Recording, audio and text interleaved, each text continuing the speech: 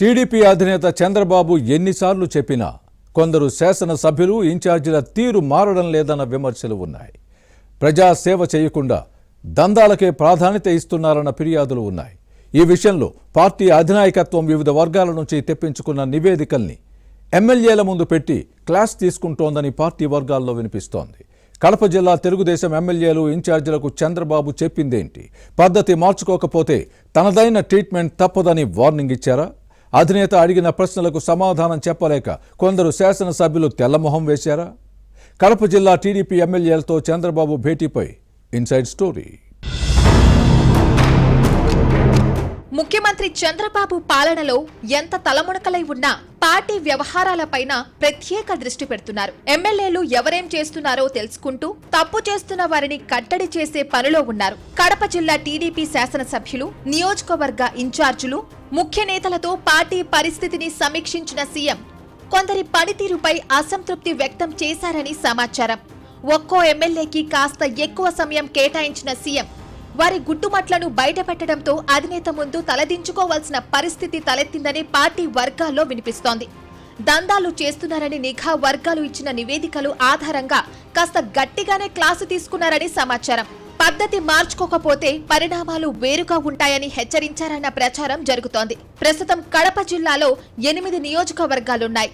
కడప, కమలాపురం, ప్రొద్దుటూరు, మైదుకూరులో తెలుగుదేశం ఎమ్మెల్యేలు ప్రాతినిధ్యం వహిస్తుండగా Pulivendula, Badvel, రాజంపేటలో YCP శాసనసభ్యులున్నారు. జమ్మలమడుగులో BJP ఎమ్మెల్యేగా ఆదినారాయణరెడ్డి బాధ్యతలను నిర్వహిస్తున్నారు. వీరి పనితీరుపై సీఎం చంద్రబాబు కాస్త అసంతృప్తితో పాటు అసహనం, ఆగ్రహం వ్యక్తం చేశారన్న ప్రచారం ఉంది.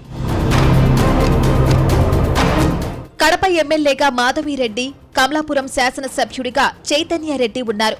ప్రొద్దుటూరు నుంచి వరదరాజుల రెడ్డి ప్రాతినిధ్యం వహిస్తుంటే మైదుకూరులో ఎమ్మెల్యే పుట్టా సుధాకర్ యాదవ్ బాధ్యతలను నిర్వహిస్తున్నారు.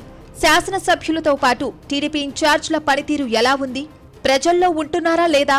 నియోజకవర్గ ద్వితీయ స్థాయి నేతలు, కార్యకర్తలను కలుపుకుని వెళ్తున్నారా లేదా అన్న అంశాలను చంద్రబాబు సమీక్షించారు. వైసీపీ నేతల బాటలో నడుస్తూ భూకబ్జాలు, ఇసుక దందా, మద్యం మాఫియా వంటి అక్రమ ఆదాయ మార్గాలను ఎంచుకుని పార్టీకి చెడ్డ పేరు తెచ్చే విధంగా వ్యవహరిస్తున్నారా అన్న అంశాలపై సర్వే బృందాలతో పాటు నిఘా వర్గాల నుంచి అధినాయకత్వం నివేదికలు తెప్పించుకుంది. శాసనసభ్యుల ప్రయోజనాల కోసం పార్టీని పణంగా పెడితే సహించబోమని హెచ్చరించారని తెలిసింది. పార్టీలోని విషయాలపై చంద్రబాబు ప్రశ్నిస్తే ప్రజాప్రతినిధుల నోరు పెగల్లేదని పార్టీ వర్గాల్లో వినిపిస్తోంది. పనితీరు బాగాలేదని గట్టిగానే చెప్పారని సమాచారం. శాసనసభ్యులతో పాటు ఇన్ఛార్జీల అక్రమాల చిట్టాలను సీఎం చంద్రబాబు బయటపెట్టడంతో సమాధానం చెప్పలేక నీళ్లు నమిలారని టీడీపీ వర్గాల్లో వినిపిస్తోంది. కొన్ని నియోజకవర్గాల్లో ఆధిపత్య పోరు, వర్గ విభేదాలపై క్లాసు తీసుకున్నారని ప్రచారం జరుగుతోంది. ప్రజాప్రతినిధులు పద్ధతి మారకపోయినా, పార్టీ మరింత బలపడకపోయినా ఉపేక్షించబోమని, అప్పుడు పరిస్థితులు వేరుగా ఉంటాయని హెచ్చరించారని తెలిసింది. వైరఫీలు, దందాలకే ప్రాధాన్యత ఇస్తే పార్టీ ఏం కావాలని నిలదీశారన్న చర్చ సాగుతోంది. 2029 అసెంబ్లీ ఎన్నికల నాటికి సీట్లు పెరుగుతాయని పార్టీ నేతల దృష్టికి తెస్తున్నారు. అంత్యనిష్ఠూరం కంటే ఆది నిష్ఠూరం మేలని ఇప్పటి నుంచే జాగ్రత్తగా లేకపోతే అప్పుడు పక్కన పెట్టాల్సి వస్తుందని ముందుగానే చెప్పేస్తున్నారు. పార్టీ లైన్లోకి వచ్చి పనితీరును మెరుగుపరుచుకుంటారో లేకపోతే తాము పట్టిన కుందేలికి 3 కాళ్ళని వ్యవహరించి పార్టీ తీసుకునే క్రమశిక్షణ చర్యలకు బలవుతారో తేల్చుకోవాలని కాస్త కఠినంగా చెప్పారని సమాచారం. కూటమి ప్రభుత్వం అధికారంలోకి వచ్చి 20 నెలలు దాటినా కొందరు ఎమ్మెల్యేల బెదిరింపులు, నిర్బంధ వసూళ్లు ఆగలేదన్న ఆరోపణలు చంద్రబాబు ప్రస్తావించారని సమాచారం. అలాంటి వారు అధినేత కళ్లల్లో కళ్లు పెట్టి చూడలేక తలదించుకున్నారని తెలిసింది.